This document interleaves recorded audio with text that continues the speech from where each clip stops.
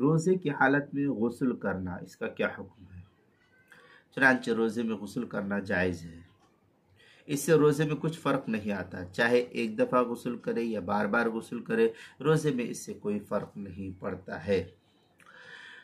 فتاوی عالمگیریہ میں عن ابی حنیفہ انہ رحمہم اللہ انہ یکرہ للصائم المضمضہ والاستنسان بغیر وضوء وکرہ الاغتسال وصب الماء علی الرأس، اس طریقے اور آگے ہے وقال ابو یوسف لا یکرہ وہو الازہر۔ یہ فتاوی عالمگیریہ کی عبارت ہے، پہلی جلد صفحہ 199، جو مکتبہ رشیدیہ کوئٹہ کا چھپا ہوا نسخہ ہے اس کے اندر۔ دوسری صورت یہ کہ اگر غسل کرتے ہوئے پانی حلق میں چلا گیا تو روزہ فاسد ہو جائے گا، اس صورت میں قضا لازم ہوگی لیکن کفارہ نہیں۔